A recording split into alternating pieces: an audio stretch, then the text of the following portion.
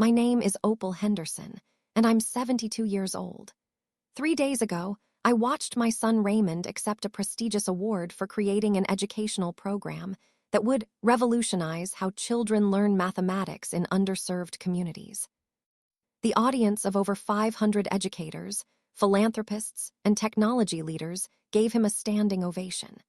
The award came with $250,000 in prize money and a partnership with a major tech company worth millions more. Raymond stood on that stage in his expensive suit, holding the crystal trophy, tears streaming down his face as he gave his acceptance speech. "This program is my life's work," Raymond said, his voice breaking with emotion. "For the past 5 years, I've poured my heart and soul into creating a mathematics curriculum that meets children where they are, that makes complex concepts accessible, that proves every child, regardless of their background, can excel in math. I want to thank my team for believing in my vision," Raymond continued. "And I want to dedicate this award to all the children who will benefit from this program. You are why I do this work." I sat in the audience, my hands gripping my purse so tightly my knuckles turned white, watching my son steal credit for work that wasn't his. Because that revolutionary mathematics program Raymond was being praised for, I created it. 35 years ago, when I was a young elementary school teacher working in one of the poorest neighborhoods in our city. Every lesson plan, every teaching method, every innovative approach that made Raymond's program groundbreaking, I developed them over decades of teaching, refined them through trial and error with thousands of students, documented them in detailed notebooks and files. Raymond had taken my work, digitized it, packaged it in a fancy app, and claimed he'd created it himself. And that night, after watching my son receive an award and $250,000 for stealing my life's work, I went home and opened my old files. Files that would prove Raymond was a fraud. Files that would expose what he'd done. Files that would force him to face consequences for his theft. But to understand how my own son could steal my life's work and claim it as his own, I need to take you back to the beginning. I became a teacher in 1985 when I was 32 years old. I'd gone back to school later in life, after having my son Raymond when I was 22 and spending 10 years as a stay-at-home mother. When Raymond started elementary school, I decided it was time to pursue my own dreams.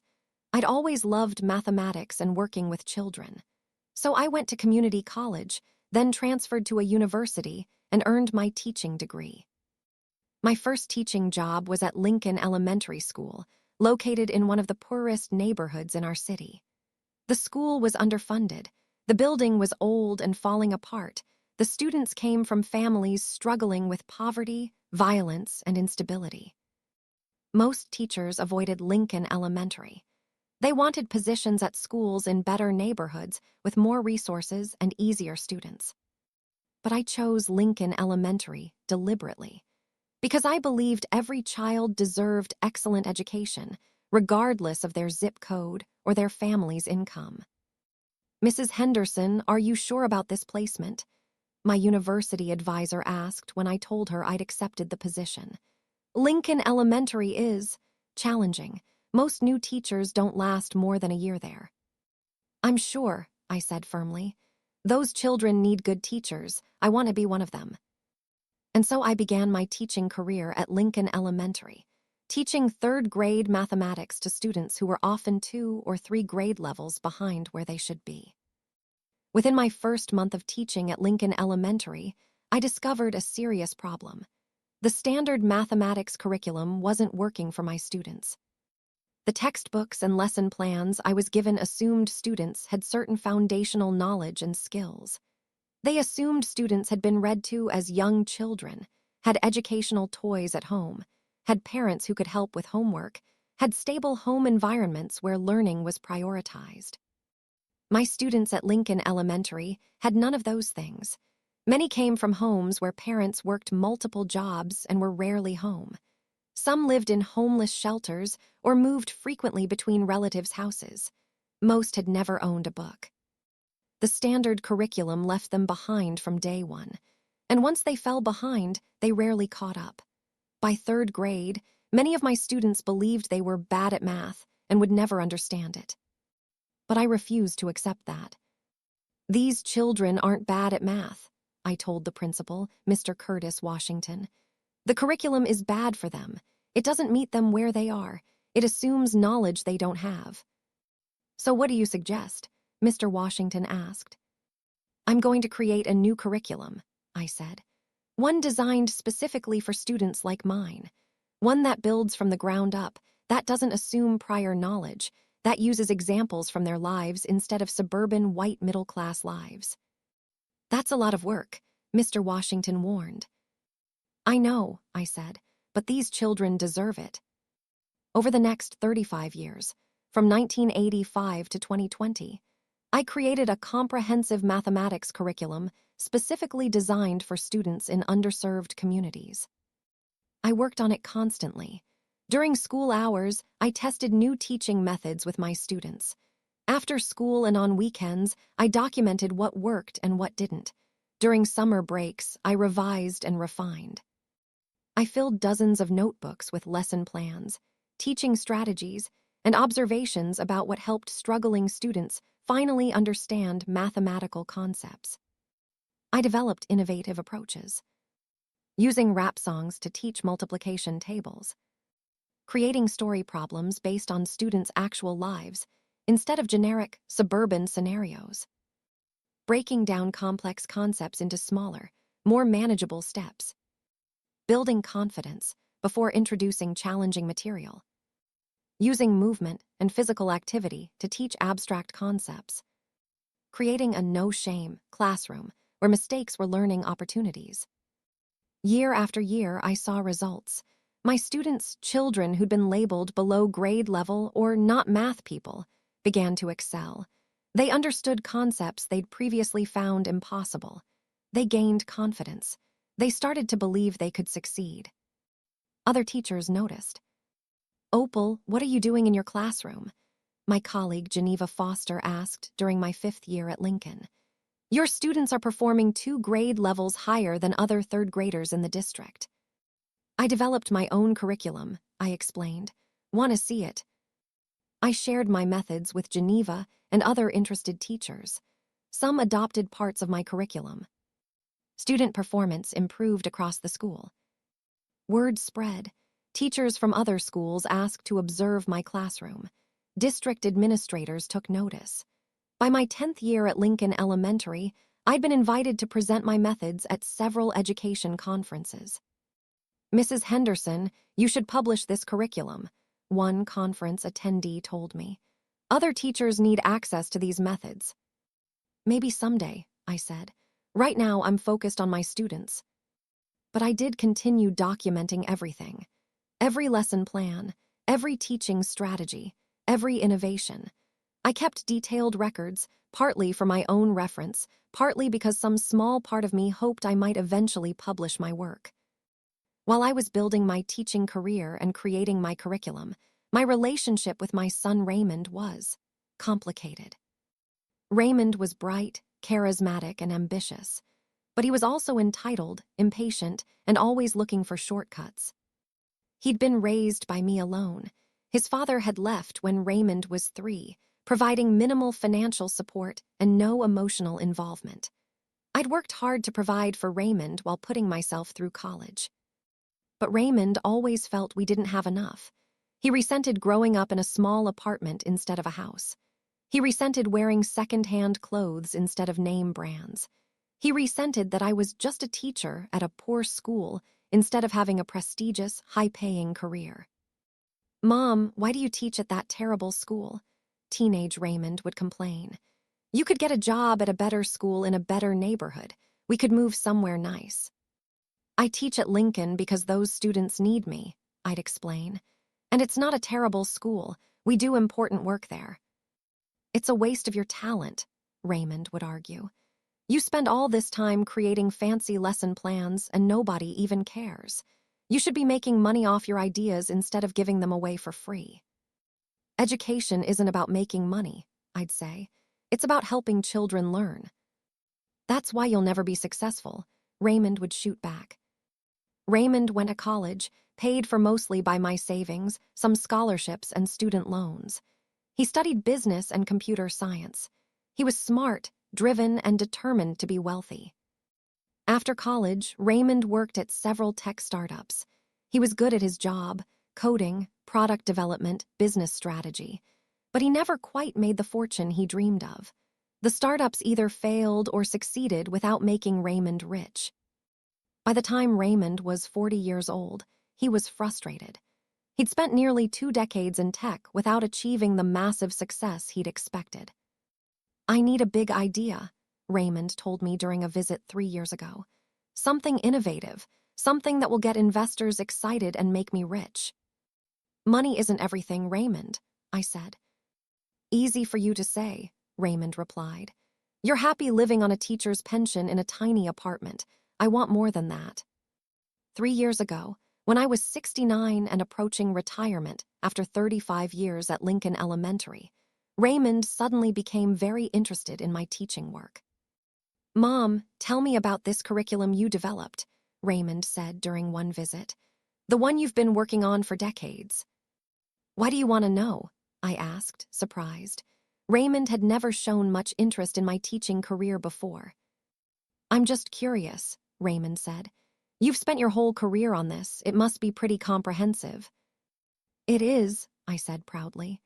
35 years of lesson plans, teaching strategies, methods for helping struggling students understand mathematics, all documented and tested with thousands of students.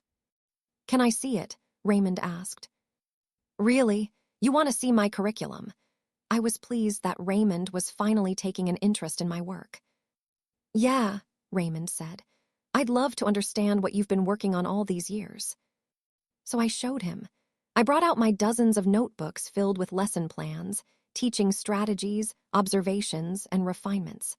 I showed him my filed documents, 35 years' worth of organized, detailed curriculum materials. Raymond spent hours looking through everything, taking photos with his phone, asking detailed questions. "This is really impressive, Mom," Raymond said. "You've basically created a complete mathematics education system." "Thank you," I said, touched by his apparent appreciation. "It's been my life's work." "Have you ever thought about publishing this?" Raymond asked. "Or creating some kind of commercial product?" "Sometimes," I admitted. "But I wouldn't know how to do that. And honestly, I've been happy just using it with my students and sharing it with other teachers for free." "You're too generous," Raymond said. "This could be worth a lot of money if it were packaged correctly." "It's not about money," I said. "It's about helping children." Raymond didn't argue. He just smiled and said, "Of course, Mom, I know that's what matters to you." Looking back now, I should have been suspicious. Raymond had never cared about education or helping children. His sudden interest in my curriculum should have been a warning. But I was just happy. My son was finally showing respect for my life's work. 2 years ago, at age 70, I retired from Lincoln Elementary School after 35 years of teaching. The school threw me a retirement party. Students, former students, teachers, and administrators came to celebrate my career and thank me for my contributions. "Mrs. Henderson changed my life," one former student, now a college graduate, testified at the party. "I hated math in 2nd grade. I thought I was stupid. Then I had Mrs. Henderson in 3rd grade, and suddenly math made sense. She taught me I could learn anything if someone taught it the right way." Similar testimonials came from dozens of former students. Many credited me with helping them succeed in school, graduate high school, go to college. "Opal, you've touched thousands of lives," Principal Washington said. "Your curriculum has been adopted by teachers throughout this district. Your impact will continue long after your retirement." I cried happy tears that night, feeling fulfilled by a career well spent. Raymond attended my retirement party, but left early, saying he had important business meetings. "Congrats on retiring, Mom," Raymond said on his way out. "You did good work. Now you can finally relax." After I retired, I spent several months organizing my curriculum materials. I'd accumulated so much over 35 years: notebooks, file folders, lesson plans, assessments, teaching guides. I should probably donate all this to the school district, I told Raymond during one visit. Other teachers could benefit from having access to all my materials. Don't do that yet, Raymond said quickly. Let me help you organize everything first. Maybe we can create some kind of legacy archive or teaching resource. I have experience with digitizing and organizing information from my tech work. That would be wonderful, I said, grateful for Raymond's offer to help. Let me borrow some of your materials, Raymond suggested. I'll scan them and create digital copies. That way you'll have backups and they'll be easier to share. Okay, I agreed, trusting my son. I gave Raymond boxes of my notebooks and files to digitize. He promised to return them once he'd created digital copies.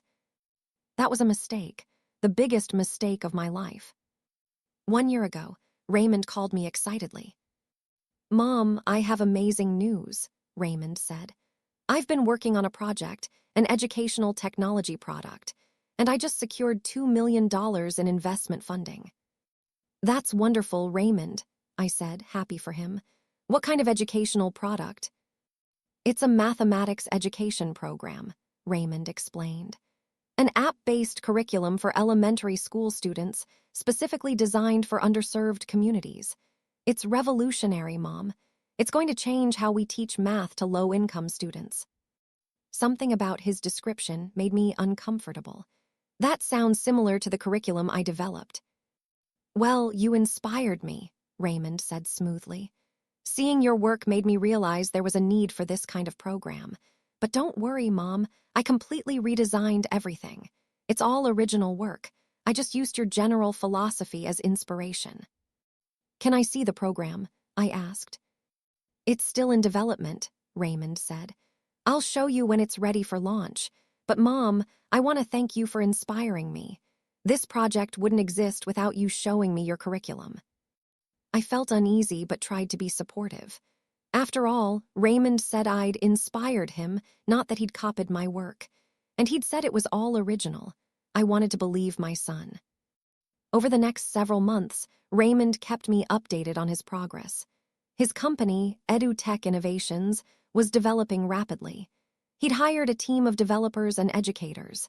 He'd formed partnerships with school districts to pilot his program. We're getting incredible results, Mom, Raymond would tell me. Students using our program are improving dramatically. This is going to be huge. I'm proud of you, I said, still unaware of what Raymond had really done. 3 days ago, Raymond invited me to attend an education technology conference where he would be receiving the Innovator in Education award, one of the most prestigious awards in the field. Mom, I want you there, Raymond said. You inspired this work. You should see me receive this honor. I was proud and excited. My son was being recognized for creating something to help children. Even if he'd only been inspired by my work rather than using it directly, I was happy he'd found success doing something meaningful. The ceremony was held in a grand hotel ballroom. 500 people attended: educators, tech executives, philanthropists, reporters. Raymond's company had set up demonstration stations around the ballroom where people could try his mathematics education app. I walked around looking at the demonstrations before the ceremony began.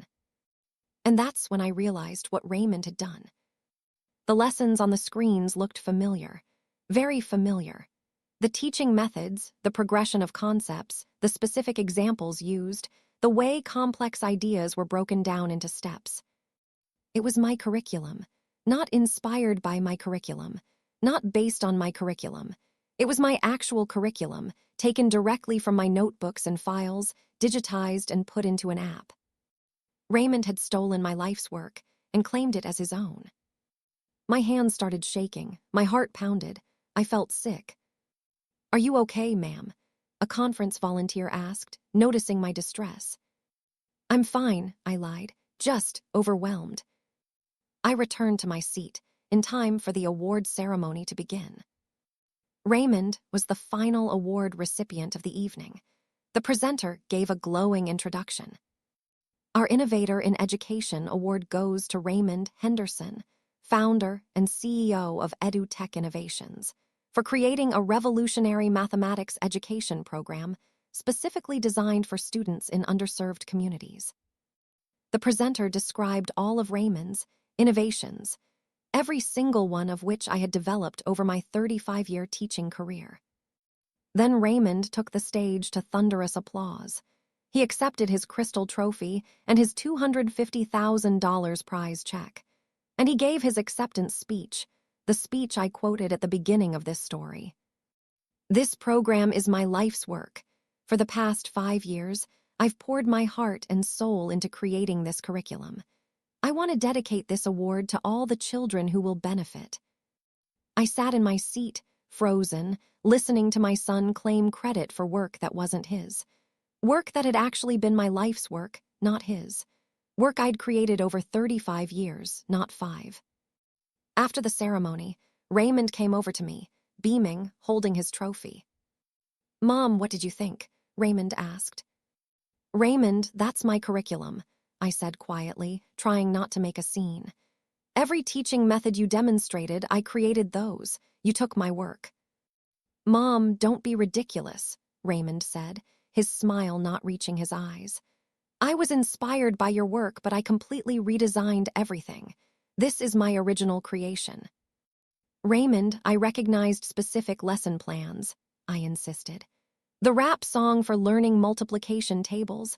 I wrote that 30 years ago. The story problems about bus routes and grocery stores. Those are exactly the problems I created. This isn't inspiration. This is theft." "Mom, you're embarrassing yourself," Raymond said coldly. "You're just a retired elementary school teacher. I'm a tech CEO with a funded company and major partnerships. No one is going to believe you owned these ideas. Educational methods can't be copyrighted, and even if they could, you never filed any legal protections." "These are my lesson plans," I said, tears forming. "My teaching strategies, I documented everything." "You showed me those old notebooks voluntarily," Raymond interrupted. "You let me digitize them. That's not theft. That's you sharing your ideas with your son. Now I've taken those ideas and turned them into something valuable. You should be grateful I'm making your work matter." "Raymond," I started. "Mom, I suggest you don't make accusations you can't prove," Raymond said quietly, his voice containing a threat. "I have investors, lawyers, partnerships worth millions of dollars. If you try to claim I stole from you, I'll destroy your reputation.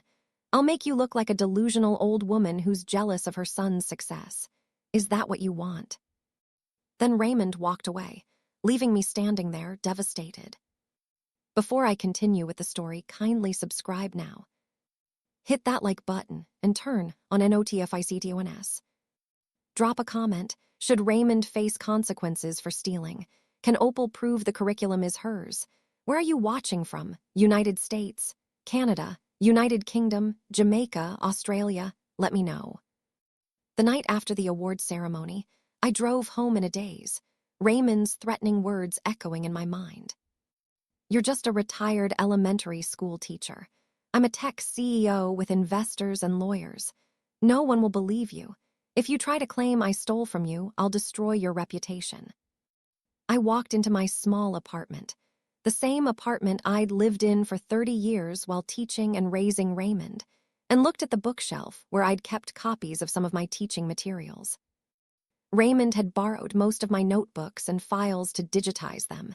He'd returned some, but kept others, claiming he was still working on organizing them. Now I understood why. He'd needed to keep the originals so I couldn't prove they were mine. But Raymond had made a critical mistake. He hadn't taken everything.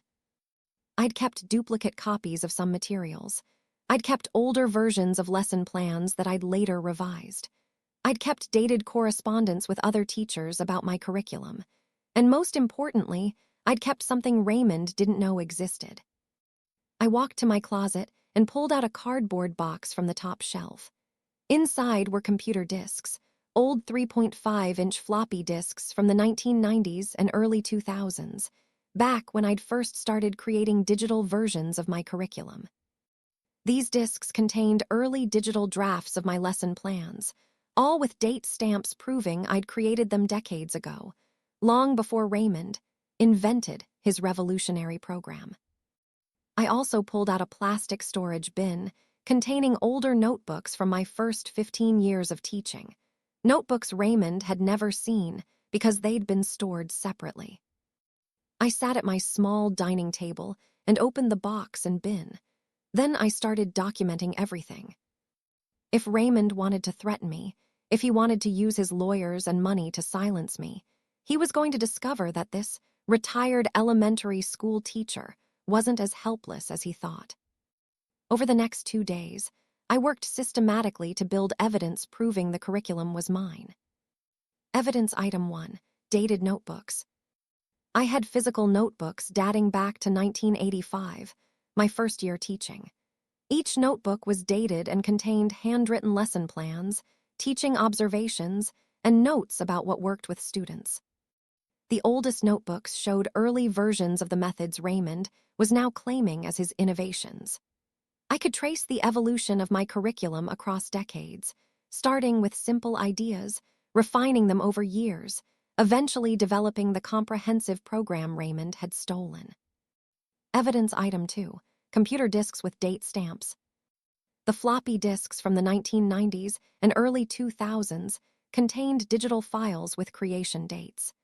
These files showed I'd been digitizing my curriculum 20 years ago, long before Raymond's company existed. I took the disks to a computer repair shop that still had equipment to read old formats. Can you extract the files from these disks and verify the original creation dates? I asked the technician, a young man named Curtis. Sure, Curtis said. These old disks sometimes have data corruption, but I'll do my best. What's this for? Legal evidence, I said. Someone stole my work and I need to prove it was mine first. Curtis looked intrigued. I'll be extra careful with these then. 2 days later, Curtis called me back. Mrs. Henderson, I was able to recover files from all 12 disks. The creation dates range from 1994 to 2003. I've created modern digital copies and a forensic report showing the original date stamps. This should hold up in court if you need it. Thank you, I said, taking the USB drive and report he'd prepared. Evidence item 3, correspondence with other teachers. Over the years, I'd shared my curriculum methods with dozens of teachers. Many had written me letters or emails thanking me for sharing my materials and reporting how well the methods worked with their students. I had emails from teachers dating back to 2001 when I first got email. The emails explicitly referenced my teaching methods and thanked me by name for creating them. Dear Opal, thank you so much for sharing your multiplication rap song. My students love it, and their test scores have improved dramatically. One email from 2003 read, Mrs. Henderson, the story problems you created using grocery store scenarios are brilliant. My students finally understand word problems. Another from 2006 said, dozens of emails, all dated years before Raymond's company existed, all explicitly crediting me with creating the methods Raymond was now claiming as his own. Evidence item 4, conference presentations. I'd presented my teaching methods at several education conferences over the years. I had programs from those conferences listing me as a presenter, along with handouts I'd distributed. One conference program from 2008 listed my presentation, Innovative Mathematics Instruction for Underserved Communities, presented by Opal Henderson, Lincoln Elementary School. The presentation handout described methods identical to what Raymond was now calling his revolutionary innovations. Evidence item 5, school district documentation. Lincoln Elementary School and the district had documentation of my curriculum. The principal and other administrators had written evaluations praising my innovative teaching methods. The district had officially adopted some of my materials for use in other schools. I contacted my former principal, Curtis Washington, who had retired 2 years before I did. Curtis, I need your help, I said when I called him. Remember my mathematics curriculum, the one I developed over my 35 years at Lincoln. Of course, Curtis said. Your methods transformed that school. We went from having some of the lowest math scores in the district to some of the highest. My son Raymond took my curriculum, put it in an app, and is now claiming he created it, I explained. He just won a major award and $250,000 for his work. I need evidence proving the curriculum was mine. That's theft, Curtis said, his voice angry. What do you need from me? Any documentation from the school or district showing I created these methods, I said. Performance evaluations, memos, anything with dates proving this was my work years before Raymond's company existed. I'll make some calls, Curtis promised. The district should have records. While I was gathering evidence, I called my sister Minnie, who lived 2 hours away. Minnie, I need to tell you something terrible, I said when she answered. What's wrong? Minnie asked, immediately concerned. I told her everything. How I'd shown Raymond my curriculum 3 years ago, how he'd borrowed my materials to digitize, how he'd stolen my life's work and built a company around it, how he'd just won an award and $250,000 for work that was actually mine. That son of a, Minnie started, then caught herself. Opal, you need to sue him, this is theft. He threatened me, I said. He said if I try to claim the curriculum is mine, he'll destroy my reputation. He has lawyers and money, and I'm just a retired teacher. Stop that right now, Minnie interrupted firmly. You're not just anything. You're a brilliant educator who spent 35 years creating something valuable. Raymond stole it, and you're going to make him pay for what he did. How? I asked. I don't have money for lawyers. Then we'll find a lawyer who will take the case on contingency, Minnie said. If Raymond is making millions off your work, a lawyer would love a piece of that. Opal, you have to fight this. You can't let Raymond get away with stealing your life's work. I'm scared, I admitted. I know, Minnie said gently, but you're also strong. You taught in one of the toughest schools in the city for 35 years. You created a curriculum that helped thousands of children. You can fight your own son when he's done something wrong. Will you help me? I asked. I'll do whatever you need, Minnie promised. We'll fight this together. Finding a lawyer willing to take on my case wasn't easy. I contacted several intellectual property attorneys, but many were hesitant. The problem is educational methods and teaching strategies are difficult to copyright, one attorney explained. You can copyright specific written materials, but not general ideas or methods. But I have specific written materials, I protested. Detailed lesson plans, teaching guides, all documented and dated. Did your son take your physical documents? The attorney asked. He borrowed them to digitize, I admitted. He returned some but kept others. That complicates things, the attorney said. If he has possession of the originals, he could claim he created them. But I have older copies, I said. Notebooks from the 1980s and 1990s. Computer files from years before his company existed. Emails from teachers thanking me for sharing my methods. That's good, the attorney said. But this would still be an expensive, complicated case. And your son has money and corporate lawyers. I'm not sure. I thanked him and moved on to the next attorney. After being turned down by 4 lawyers, I was getting discouraged. Then Minnie found someone. Opal, I found a lawyer who wants to hear your case, Minnie said excitedly. Her name is Attorney Geneva Martinez. She specializes in intellectual property theft, and she's known for taking on big tech companies. I told her your story, and she wants to meet with you. Really? I asked hopefully. Really, Minnie confirmed. She said if you have documentation proving the curriculum was yours first, she thinks you have a strong case. 3 days after the award ceremony, I met with Attorney Geneva Martinez in her downtown office. Attorney Martinez was a Latina woman in her early 50s, dressed in a sharp business suit, with an impressive wall of law degrees and awards behind her desk. Mrs. Henderson, tell me what happened, Attorney Martinez said, pulling out a legal pad to take notes. I told her everything. She listened intently, occasionally asking clarifying questions. When I finished, Attorney Martinez said, "Let me see your evidence." I showed her everything I'd gathered. Notebooks dating back to 1985. Computer disks with files from the 1990s.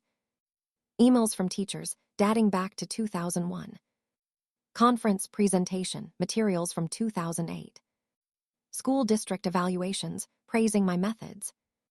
Attorney Martinez examined everything carefully, taking nearly an hour to review all the materials. Finally, she looked up with a satisfied expression. "Mrs. Henderson, you have an excellent case." "Really?" I asked, hardly daring to believe it. "Really?" Attorney Martinez confirmed. "You have extensive documentation proving you created this curriculum over 35 years. You have dated physical evidence, digital evidence with forensic verification, third-party correspondence, and institutional documentation.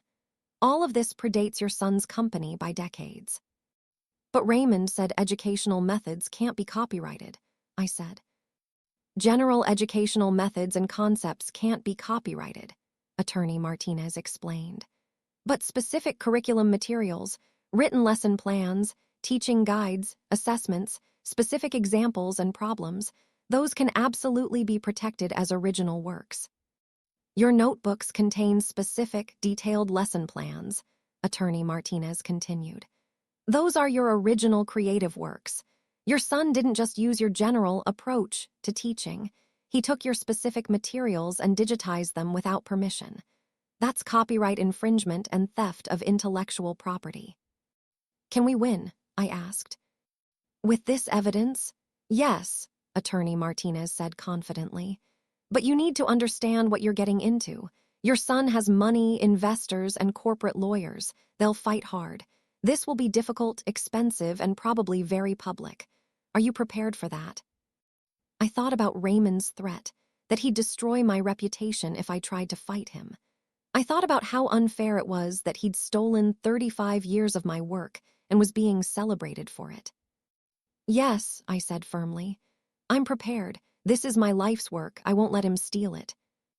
"Good," Attorney Martinez said. "Then let's get started." Attorney Martinez's first step was sending Raymond a cease and desist letter. The letter, sent via certified mail to both Raymond personally and to his company EduTech Innovations, stated, "We represent Opal Henderson regarding the unauthorized use of her proprietary mathematics curriculum by your company EduTech Innovations. Mrs. Henderson created this curriculum over a 35-year teaching career from 1985 to 2020. The curriculum includes specific lesson plans, teaching methods, examples, and materials which are protected as original works. Evidence shows you obtained access to Mrs. Henderson's curriculum materials in 2022 by requesting to digitize them for her. Instead of returning all materials as promised, you incorporated them into your commercial product without permission, credit, or compensation. This constitutes copyright infringement and theft of intellectual property. We demand you immediately, 1. Cease all use of Mrs. Henderson's curriculum materials. 2. Publicly acknowledge Mrs. Henderson as the original creator. 3. Provide full accounting of all revenue derived from the unauthorized use. 4. Negotiate appropriate compensation. If you do not respond within 10 business days, we will file a lawsuit seeking damages, disgorgement of profits, and injunctive relief. Sincerely, Attorney Geneva Martinez. What do you think Raymond will do when he gets this? I asked Attorney Martinez after we'd sent the letter. One of 3 things, Attorney Martinez said. He'll ignore it, which would be stupid. He'll contact us to negotiate, which would be smart. Or he'll lawyer up and prepare for battle, which is most likely given his ego and the amount of money at stake. How much money is at stake? I asked. He received a $250,000 award, Attorney Martinez said. His company is valued at several million based on investor funding, and if his app is successful, it could generate tens of millions in revenue over the next few years. So we're talking about significant money. I don't care about the money, I said. I just want him to admit he stole from me. I want my name attached to my work. I understand, Attorney Martinez said. But the money matters legally. It shows damages. It shows he profited from theft. And honestly, Mrs. Henderson, you deserve compensation for 35 years of work. Raymond's response came exactly 10 business days later, a letter from his corporate attorney. The letter was dismissive and aggressive. Our client Raymond Henderson categorically denies the baseless allegations made in your letter. Mr. Henderson created the EduTech Innovations curriculum through 5 years of original research and development. Any similarity to general teaching methods used by his mother is coincidental. Educational pedagogy is not proprietary. Mrs. Henderson voluntarily shared her personal teaching materials with Mr. Henderson years ago. There was no agreement of confidentiality or compensation. Mr. Henderson was free to use any ideas or inspiration from those materials in developing his own original work. Furthermore, Mrs. Henderson's materials were never formally copyrighted. She has no legal claim to general educational methods and concepts.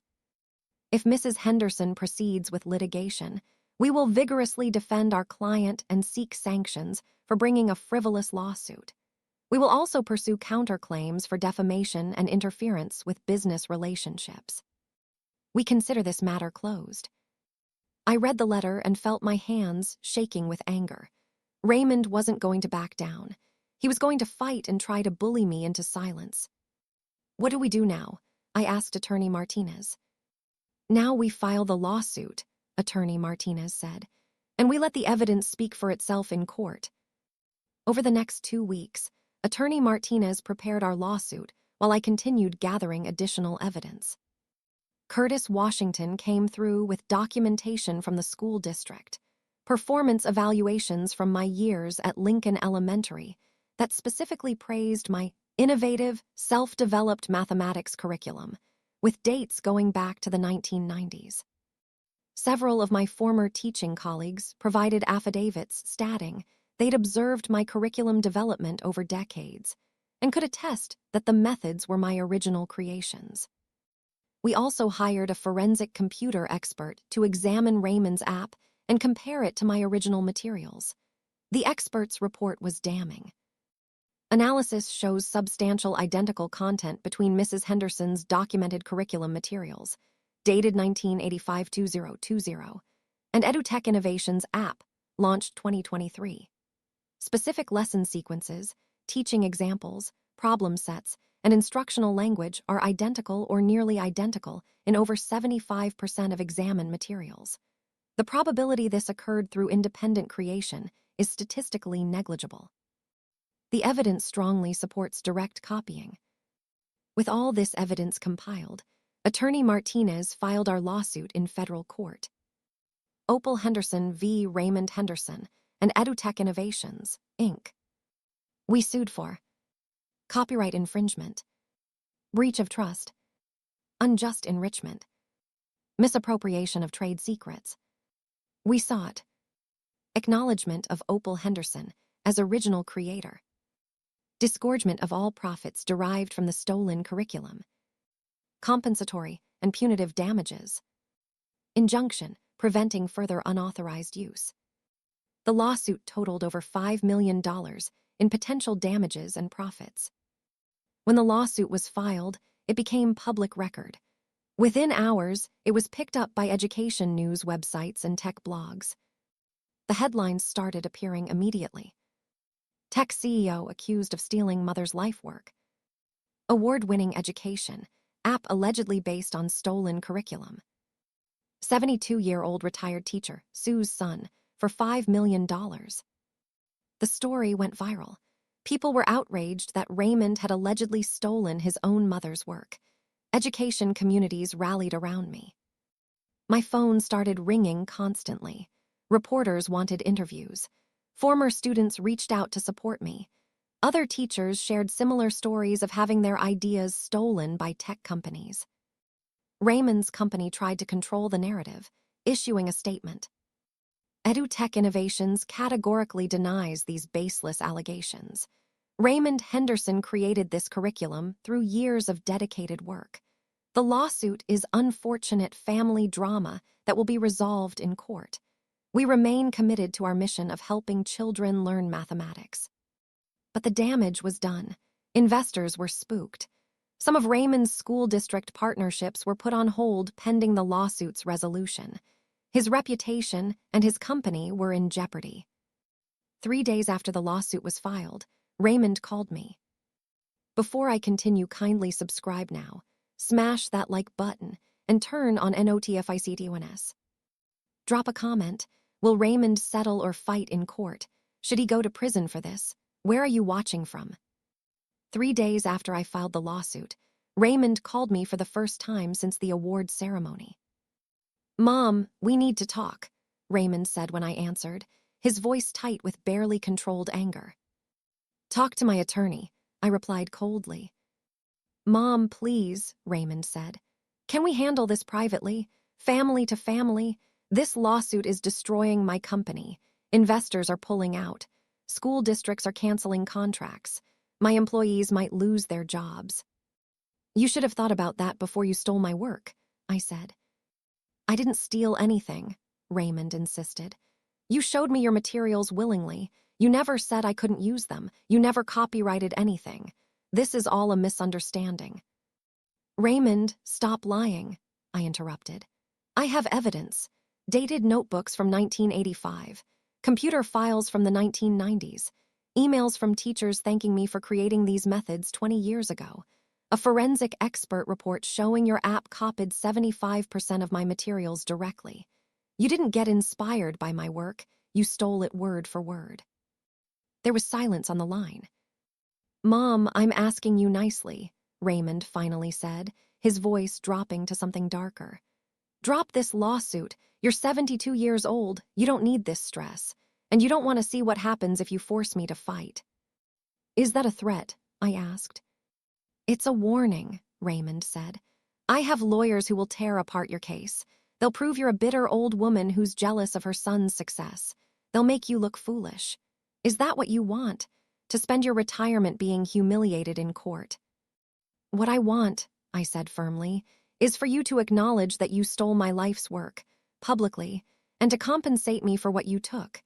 If you're willing to do that, we can settle this. If not, I'll see you in court." "You're making a huge mistake," Raymond said, then hung up. I sat there for a moment, my hands shaking.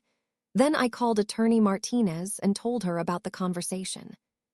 "He tried to intimidate you," Martinez said.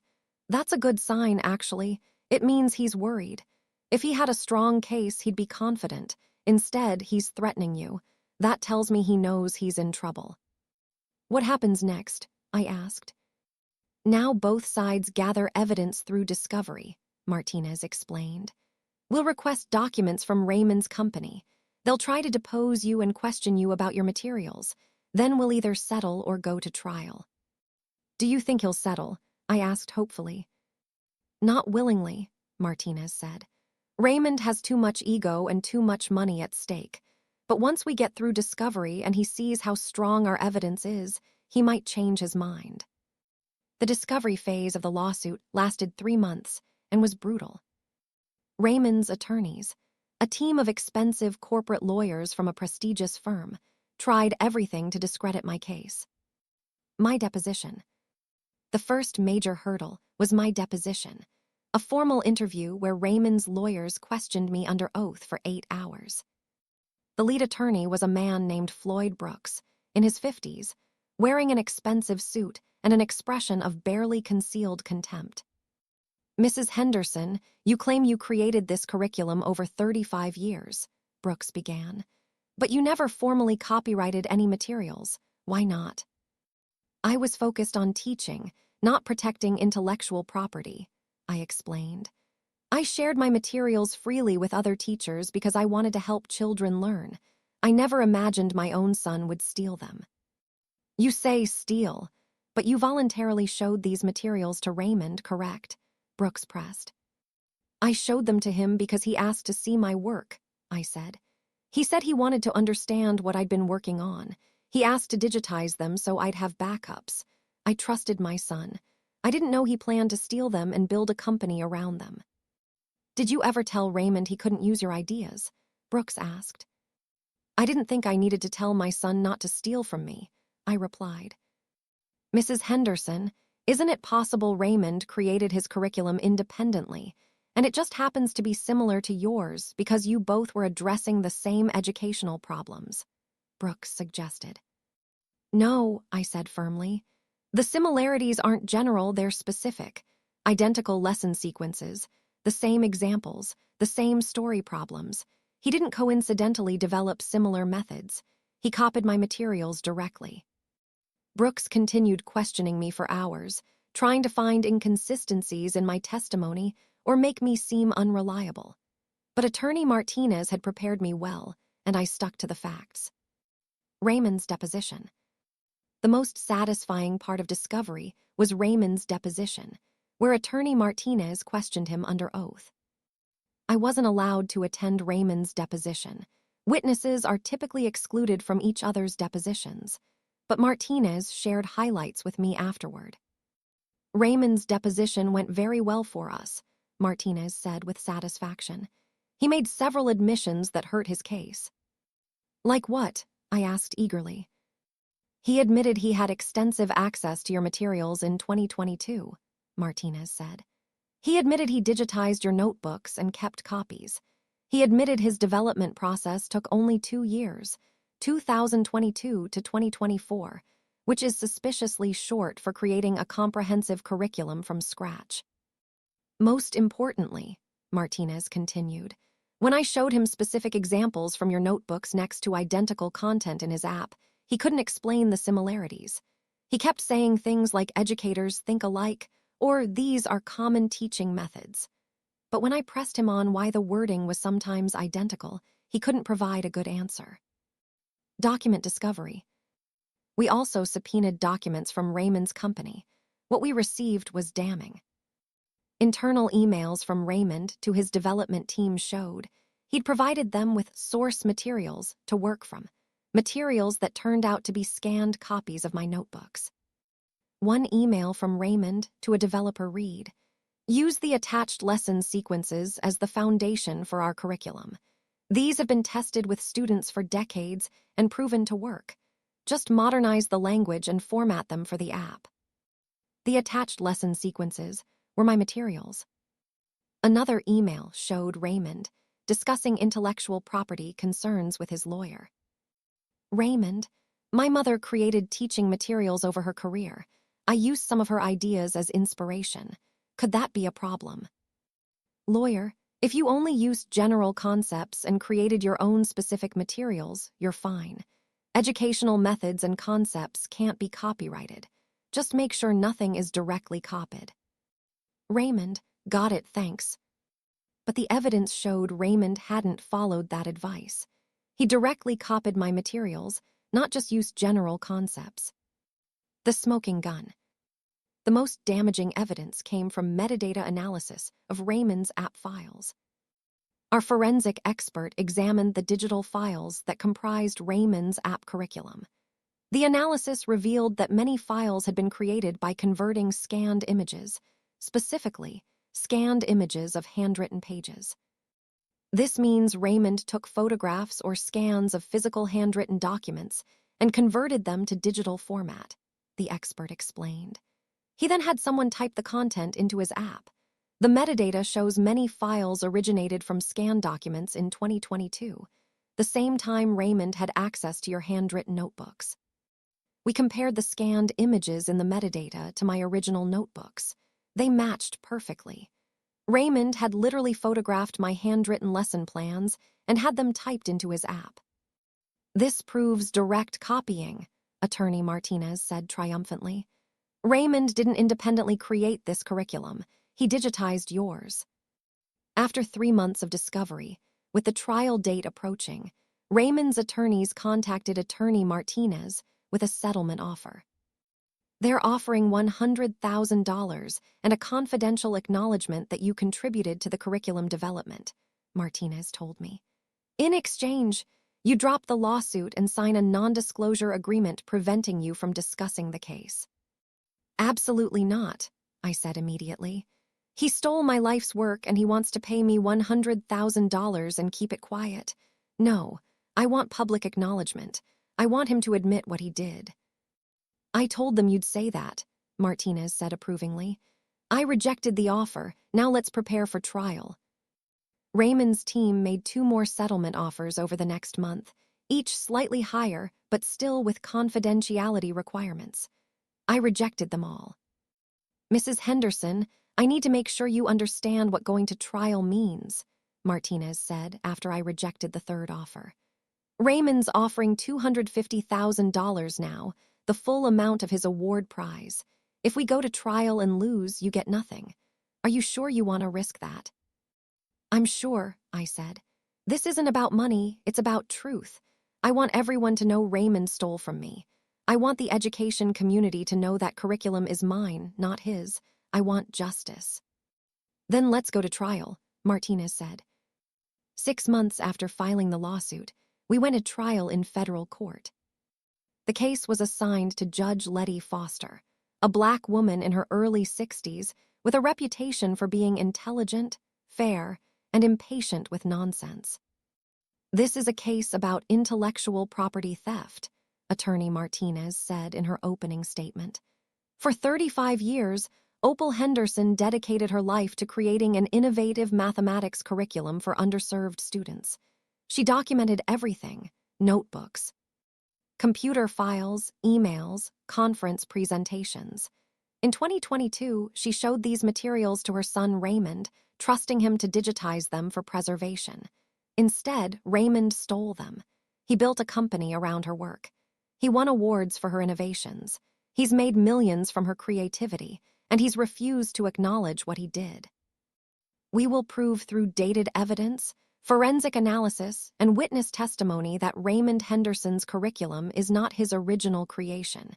It's his mother's life work, stolen and repackaged, Martinez concluded. Attorney Floyd Brooks gave Raymond's opening statement. This is a case about a mother who can't accept her son's success, Brooks argued. Raymond Henderson spent 5 years developing an innovative educational technology program. His mother, a retired teacher, now claims she deserves credit because Raymond was inspired by her general teaching philosophy. But inspiration isn't theft. Raymond created his own original materials. Any similarities are coincidental. Both are addressing the same educational challenges with similar pedagogical approaches. Mrs. Henderson's materials were never copyrighted, Brooks continued. She freely shared them with Raymond and others for decades. She has no legal claim to general educational concepts. This lawsuit is meritless and will prove it. The trial lasted 2 weeks. Key witnesses included. My testimony. I testified for a full day, walking the jury through my 35-year teaching career and my curriculum development process. I started teaching at Lincoln Elementary in 1985, I explained. I quickly realized the standard curriculum wasn't working for my students, so I began creating my own materials, lesson plans, teaching strategies, specific examples that related to my students' lives. Over 35 years, I refined these materials, I continued. I documented everything in notebooks. I tested methods with thousands of students. I shared my work with other teachers. This wasn't something I created overnight, it was my life's work. I showed the jury my oldest notebooks from 1985, explaining how the curriculum evolved over decades. I showed emails from teachers in the early 2000s thanking me for my methods. I showed conference presentations from 2008. In 2022, my son asked to see my work, I testified. He said he wanted to understand what I'd spent my career developing. He asked to digitize my materials so I'd have backups. I trusted him. I gave him access to everything. A year later, Raymond launched a company using my curriculum, I said, tears forming. When I saw his app demonstrations, I immediately recognized my work. Not similar work, my actual work. The lessons I'd created, the problems I'd written, the methods I'd developed. He stole my life's work and claimed it as his own. Raymond's testimony. Raymond testified in his own defense, maintaining he'd created the curriculum independently. I spent 5 years developing this program, Raymond insisted. I researched educational best practices. I consulted with teachers. I tested methods with students. Yes, my mother's teaching philosophy inspired me, but I created my own original materials. Attorney Martinez destroyed Raymond on cross-examination.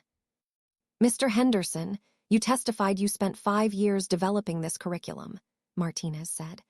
But company records show you founded EduTech Innovations in January 2023 and launched your app in March 2024. That's only 15 months, not 5 years. Were you lying just now, or were you lying in your award acceptance speech when you said 5 years? Raymond stammered. I meant I'd been thinking about education issues for 5 years. The active development was shorter. So you lied in your award speech, Martinez pressed. I rounded up, Raymond said defensively. Martinez showed the jury emails where Raymond had provided his developers with source materials, scanned copies of my notebooks, telling them to use these as the foundation. Mr. Henderson, these source materials you provided to your team, did you create those? Martinez asked. They were educational materials I had access to, Raymond said evasively. Did you create them? Martinez repeated. No, Raymond admitted. Who created them? Martinez pressed. My mother, Raymond said quietly. So you took your mother's materials, gave them to your developers, told them to use them as the foundation for your app, and then claimed you created it all yourself? Martinez asked. It wasn't like that, Raymond tried to protest. That's exactly what it was like, Martinez said. No further questions. Expert testimony. Our forensic computer expert testified about the metadata analysis, showing Raymond's app files originated from scanned handwritten documents matching my notebooks. The evidence clearly shows direct copying, the expert concluded. These files weren't independently created, they were digitized versions of existing materials.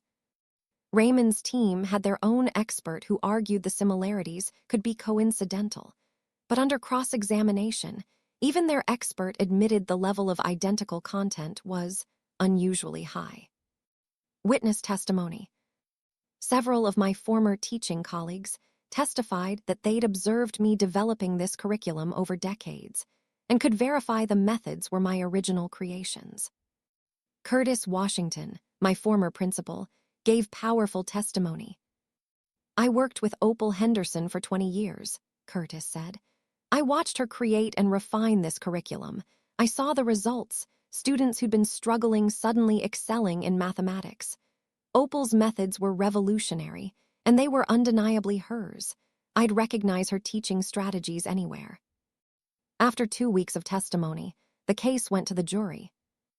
They deliberated for 8 hours. I sat in the courthouse hallway with Attorney Martinez and my sister Minnie, waiting. No matter what happens, you fought for what was right, Minnie said, holding my hand. I just want the truth to be known, I said. Finally, we received word. The jury had reached a verdict. We filed back into the courtroom.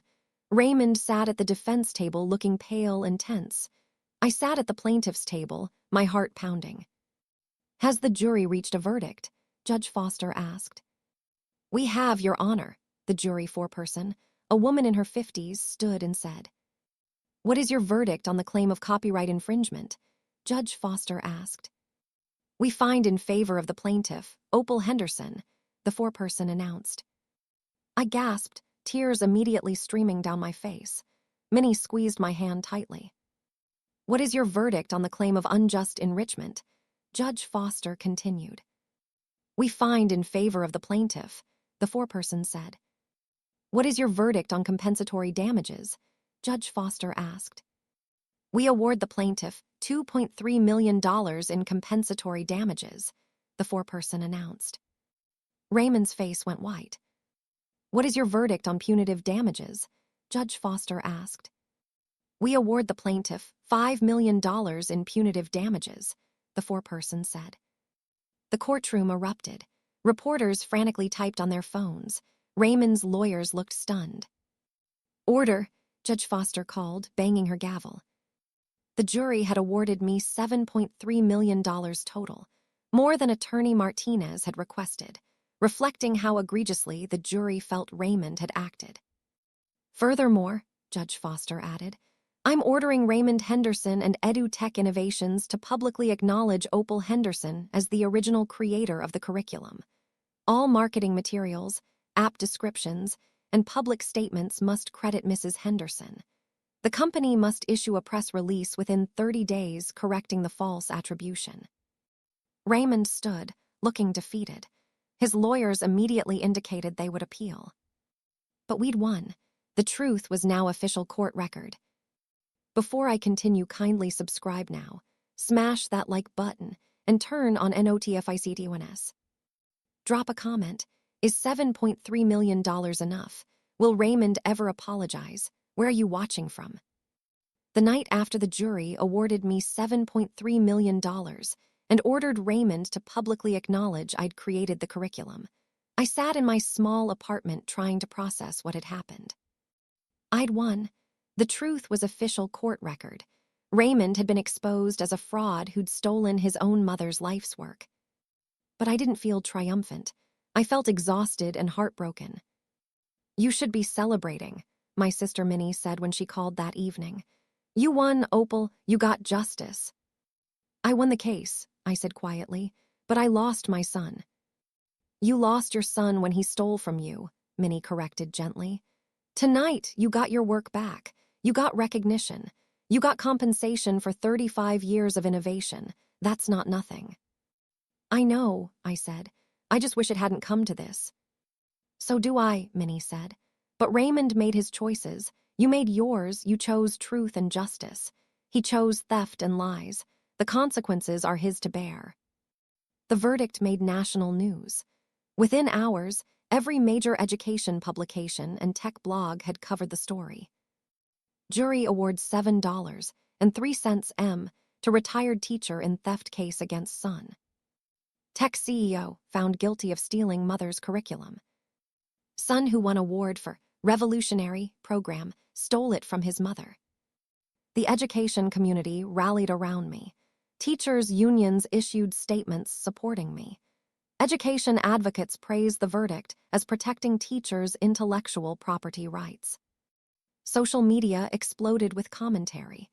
People were outraged that Raymond had stolen from his own mother.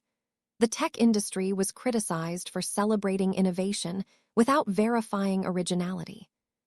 Raymond's company issued a brief statement. We are disappointed with the verdict and intend to appeal. EduTech Innovations stands by the quality and effectiveness of our educational program. The statement was notable for what it didn't say. No acknowledgement of wrongdoing, no apology to me, no recognition of the court's findings. But Raymond's investors and partners weren't so forgiving. Within 3 days of the verdict, 2 major investors pulled their funding. 3 school district partnerships were terminated. Raymond's $250,000 Innovator in Education award was revoked. Several tech conferences canceled Raymond's scheduled speaking appearances. Raymond's career and reputation were in ruins. 30 days after the verdict, as Judge Foster had ordered, EduTech Innovations issued a public statement. EduTech Innovations acknowledges that the mathematics curriculum used in our educational program was originally created by Opal Henderson over her 35-year teaching career at Lincoln Elementary School, 1985-2020. Mrs. Henderson developed the innovative teaching methods, lesson plans, and instructional materials that form the foundation of our program. We apologize for not properly crediting Mrs. Henderson's contributions and are working to correct all materials to reflect her authorship. The statement appeared on the company website, in press releases to education publications, and in notices to all current customers. Raymond's name was removed from promotional materials. My name, Opal Henderson, was added as original curriculum creator. It was vindicating to see my name finally attached to my work, but it was also bittersweet, knowing this recognition came only through a lawsuit against my own son. Raymond immediately filed an appeal, as his lawyers had promised. The appeal will take at least a year, Attorney Martinez explained. Raymond's arguing the jury verdict was excessive and that some evidence shouldn't have been admitted. But frankly, our case was so strong that I'm confident the appeals court will uphold the verdict. What happens in the meantime? I asked. Raymond has to post an appeal bond, basically guaranteeing he can pay the judgment if he loses the appeal, Martinez said. Given the $7.3 million award, that's going to strain his finances significantly. Indeed, financial records filed with the court showed Raymond's company was struggling. The loss of investors and partners, combined with the legal fees and appeal bond, had left EduTech Innovations on the brink of bankruptcy. Some people might have felt sorry for Raymond. I felt he was facing the natural consequences of his actions. 6 months into the appeal process, Raymond's attorneys contacted Attorney Martinez with a new offer. They want to settle, Martinez told me over the phone. Raymond will drop the appeal and pay the full $7.3 million judgment in exchange for you signing a statement that you don't believe he acted with malicious intent, basically, letting him save some face. Absolutely not, I said immediately. The jury found he acted with malicious intent.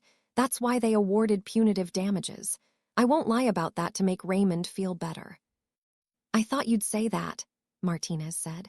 But there's more. Raymond is also offering to give you 40% ownership in EduTech Innovations. With your ownership stake and proper credit, you'd have ongoing control over how your curriculum is used. And you'd receive ongoing royalties as the company generates revenue. That gave me pause. Ownership in the company, why would he offer that? Because his company is failing, Martinez explained. Investors won't fund a company founded on stolen work. But if you, the original creator, become a major shareholder and are publicly involved, it legitimizes the company. Raymond is desperate to save his business. Let me think about it, I said. I discussed the offer with Minnie and with several former teaching colleagues. It would give you control over your curriculum, Minnie pointed out. You could ensure it's used ethically and that profits go back into education. But it would also mean partnering with Raymond, I said. After everything he's done, I don't know if I can work with him. You don't have to decide based on your relationship with Raymond, Minnie said. Decide based on what's best for your curriculum and for the students it serves. After a week of consideration, I made my counteroffer. Raymond would pay the full $7.3 million judgment immediately. I would receive 50% ownership of EduTech Innovations, not 40%. Raymond would publicly apologize, not a corporate statement, but a personal apology from him acknowledging what he did. I would have final approval over how the curriculum was used and who the company partnered with. 20% of all company profits would be donated to education nonprofits, serving underserved communities. Take it or leave it, I told Attorney Martinez. Those are my terms.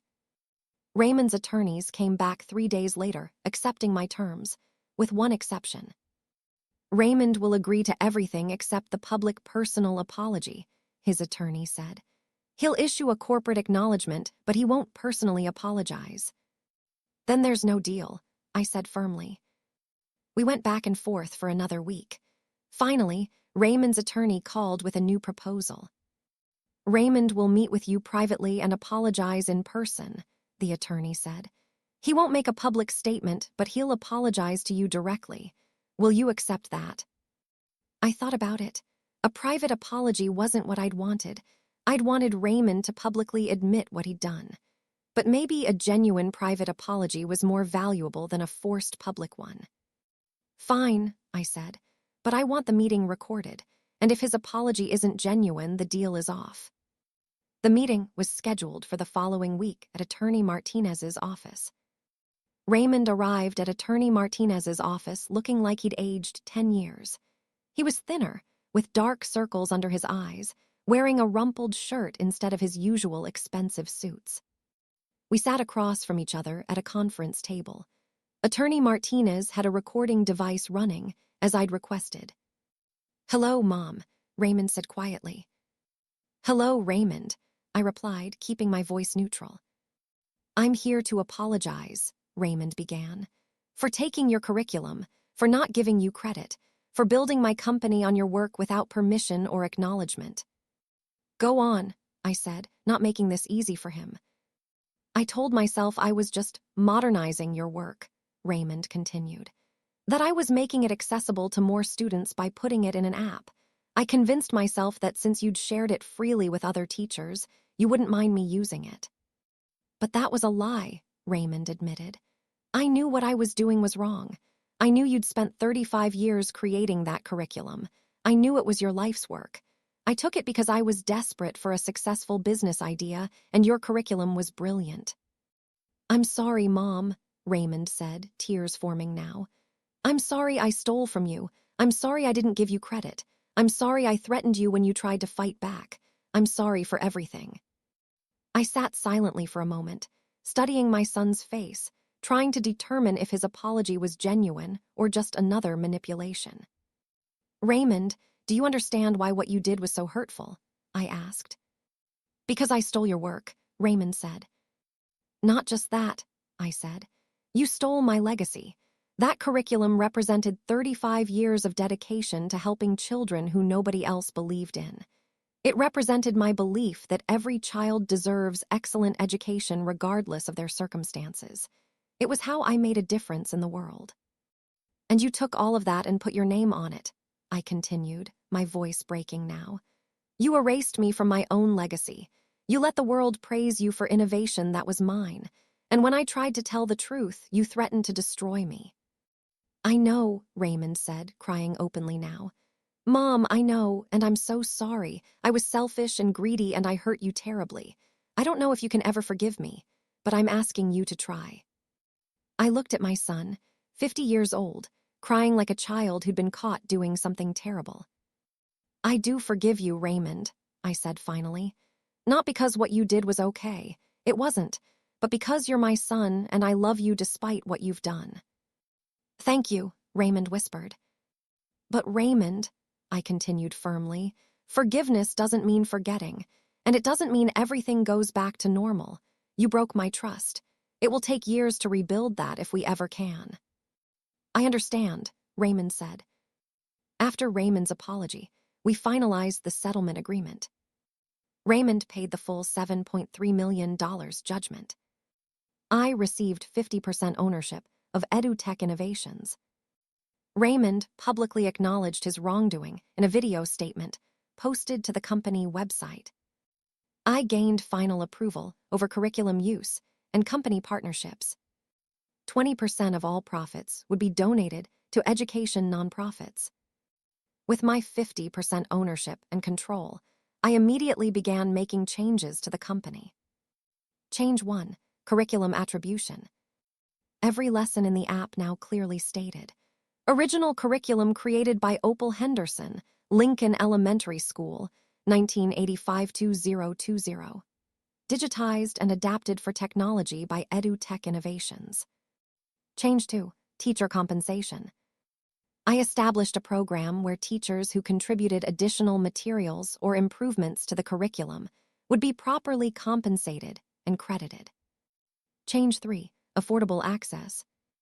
I reduced the app's price and created a free tier for schools in low-income communities, the communities my curriculum had been designed to serve in the first place. Change 4, profit sharing.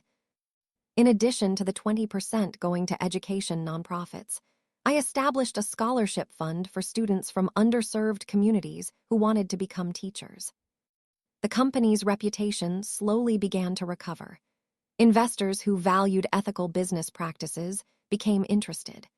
School districts that had paused partnerships resumed them when they saw the curriculum was properly attributed, and the company was now focused on serving students rather than just making profit. Within a year, EduTech Innovations was profitable again, not at the inflated valuation Raymond had once achieved, but with sustainable, ethical growth. 1 year after the trial verdict, I received a phone call from the same education organization that had given Raymond the Innovator in Education award. "Mrs. Henderson, we'd like to honor you with our Lifetime Achievement in Education award," the director said. to recognize your 35 years of creating innovative curriculum and your impact on mathematics education. I appreciate that, I said. But I'm curious, is this because of the lawsuit publicity or because my work genuinely deserves recognition? Both, the director admitted honestly. We should have known about your work before Raymond stole it. Our failure to recognize teachers working in underserved communities is something we're working to correct. But Mrs. Henderson, your curriculum has now been used with hundreds of thousands of students. The data shows dramatic improvements in mathematics achievement, particularly for low-income students and students of color. Your work absolutely deserves recognition. Then I accept, I said. But I want to give my acceptance speech about teachers' intellectual property rights and why teachers' innovations need to be protected. Of course, the director agreed. 2 months later, I stood on the same stage where Raymond had accepted his stolen award. But this time, I was accepting recognition for my own work. I spent 35 years teaching at Lincoln Elementary School in one of the poorest neighborhoods in our city, I said in my acceptance speech. I created this curriculum because I believed every child, regardless of their zip code or their family's income, deserved excellent mathematics education. For 30 years, I shared my work freely with other teachers because I wanted to help as many children as possible, I continued. But when my son took my work, claimed it as his own, and built a profitable company around it, I learned a hard lesson. Generosity can be exploited. Teachers create valuable intellectual property every day, I said. Lesson plans, teaching strategies, curriculum innovations. Most teachers share these freely because we care about children, not profit. But we deserve recognition for our creations. We deserve protection from theft. And we deserve compensation when our work generates commercial value. My case set a legal precedent protecting teachers' intellectual property, I concluded. I hope it empowers other teachers to value their innovations and to fight back when those innovations are stolen. Our work matters. Our creativity matters. And we will no longer allow it to be taken without acknowledgement or compensation. The audience, including hundreds of teachers, gave me a standing ovation. Raymond attended the ceremony. He sat in the back row and applauded when I received my award. Afterward, he approached me carefully. Mom, your speech was powerful, Raymond said. You deserved that recognition. Thank you, I said. I know we'll never have the relationship we had before, Raymond said. But I hope someday we can have some kind of relationship, as business partners if nothing else. We'll see, I said. You're making better choices now, Raymond. Keep doing that and maybe someday we'll rebuild some trust. I will, Raymond promised. 2 years after I opened my old files and began the fight to reclaim my life's work, I'm 74 years old and finally at peace with how things turned out. Raymond and I have a cordial but distant relationship. We work together on company decisions. He handles the business operations. I oversee the curriculum and educational partnerships. We're professional colleagues more than mother and son. Our relationship will never be what it was before he stole from me. That trust is broken permanently. But we've found a way to coexist that honors my work while giving Raymond a chance to partially redeem himself through ethical business practices. The curriculum I created over 35 years of teaching is now used in over 2,000 schools across the country, helping hundreds of thousands of students. And every one of those schools knows Opal Henderson created it. My name is attached to my life's work. Teachers and students know who I am. When people search for innovative mathematics education curriculum, they find my name, not Raymond's. The $7.3 million I won in the lawsuit changed my life financially. I moved from my small apartment to a modest house. I established the Opal Henderson Foundation to support teachers creating innovative curriculum. I travel to education conferences, sharing my story and encouraging teachers to protect their intellectual property. But more important than the money is the recognition. The acknowledgement that what I created matters, that my 35 years of teaching made a difference, that my innovations deserve to be attributed to me. Raymond stole credit for my life's work, but I fought back. I opened my old files, I gathered evidence. I hired a lawyer, I went to court, I testified, and I won. I'm Opal Henderson, 74 years old, a retired elementary school teacher who spent 35 years creating an innovative mathematics curriculum for underserved students. 2 years ago, my son Raymond stole my life's work, digitized it, built a company around it, and claimed he'd created it himself. He won awards and accolades and $250,000 for work that was actually mine. But that night after he received his fraudulent award, I went home and opened my old files. Files containing 35 years of dated evidence proving the curriculum was mine. I hired a lawyer. I filed a lawsuit. I testified in court. And a jury awarded me $7.3 million and ordered my son to publicly acknowledge I was the original creator. Today, my name is properly attached to my work. My curriculum helps hundreds of thousands of students, and teachers across the country know they can fight back when their intellectual property is stolen. Raymond thought he could take credit for my life's work because I was just a retired elementary school teacher who wouldn't know how to fight back. He was wrong. I fought back with evidence, truth, and determination, and I won. My son stole credit for my life's work, but I opened my old files and took it back. And that's a victory worth more than $7.3 million. 2 years after the verdict, Opal has peace and justice. Night after $7.3 million verdict, Opal sat in apartment processing. I won the case but lost my son. Minnie, you lost your son when he stole from you. Tonight you got your work back, recognition, compensation for 35 years. Verdict made national news. Education community rallied. Teachers' unions issued support statements. Within 3 days, 2 major investors pulled funding from Raymond's company, 3 school districts TERMI and ATED partnerships, his $250K award REVOKED, tech conferences canceled his speaking appearances. Raymond's career in RUINS. Court-ordered public acknowledgement, EduTech issued statement. We acknowledge mathematics curriculum was originally CREATED by Opal Henderson over 35-year career.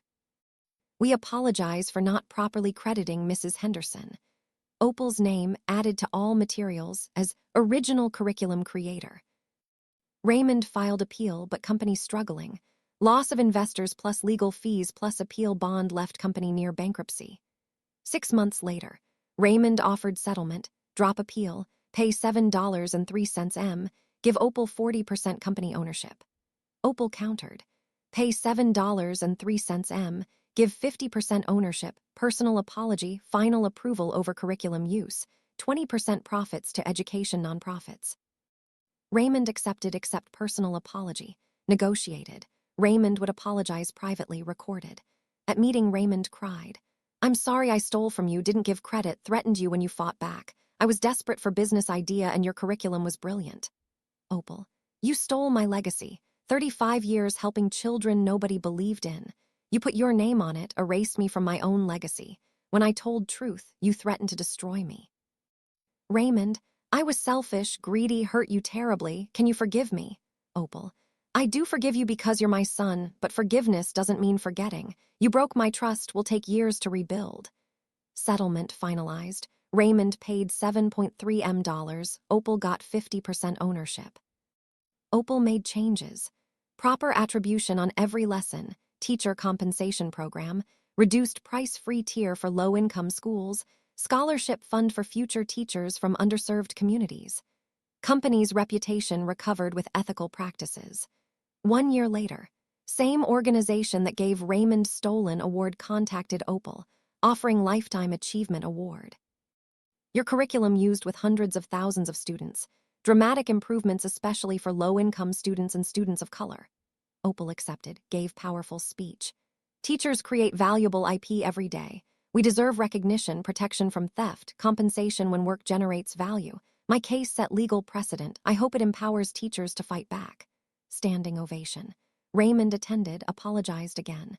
2 years later at 74, Opal has peace. Raymond relationship cordial but distant. Work as business colleagues, not mother-son. Trust broken permanently but found way to coexist. Curriculum now in 2,000 plus schools helping hundreds of thousands. Opal's name properly attached. Everyone knows she created it. $7.03 M changed her life. Moved to modest house. Established Opal Henderson Foundation supporting teachers. Travels to conferences encouraging IP protection. More important than money is recognition. Acknowledgement that what I created matters, that 35 years made difference, that innovations deserve attribution. Raymond stole credit, but Opal fought back, opened old files, gathered evidence, hired lawyer, testified, won. Raymond thought I was just a retired teacher who wouldn't fight back. He was wrong. I fought with evidence, truth, determination, and I won. My son stole credit for my life's work, but I opened my old files and took it back. That victory is worth more than $7.03 M. This story proves that Sparkles, your intellectual property is valuable. Protect it. Teachers' innovations deserve recognition and compensation. Evidence defeats theft. Documentation saves cases. Age doesn't mean helplessness. 72-year-old defeated tech CEO. Family theft is still theft. Blood doesn't excuse stealing. Justice is possible even against powerful opponents. Document your work. Dates and evidence matter. Fight for your legacy. It's never too late. If this story inspired you, please, white heavy check mark, subscribe to this channel for more justice stories. Smash that like button. Turn on notifications for new content. Drop a comment. Would you have forgiven Raymond? Is this the right ending? Where are you watching from? United States, Canada, United Kingdom, Jamaica, South Africa, Australia, Trinidad, India, Philippines? Let me know. Remember, if you create something valuable, document it. Keep dated records, save files with timestamps, maintain correspondence. If someone steals your intellectual property, fight back. Evidence wins cases. Teachers, your innovations matter, protect them, value them, get proper recognition. It's never too late to reclaim your work. Justice is possible. Opal's son Raymond stole her 35-year mathematics curriculum, won award and $250K for her work. But Opal opened her old files, found proof with dates from 1985. Sued him, won $7.3 million verdict, forced public acknowledgement, got 50% company ownership. 2 years later, her name properly on her work, curriculum helping hundreds of thousands of students, she's established foundations supporting teachers. Raymond's career ruined, but slowly rebuilding ethically. Opal proved 72-year-old retired teacher can defeat tech CEO thief. Evidence plus truth plus determination equals victory. Thank you for following this powerful journey from theft to justice, to legacy reclaimed. Until the next story, protect your work, document your innovations, and remember that your creations are valuable and worth fighting for.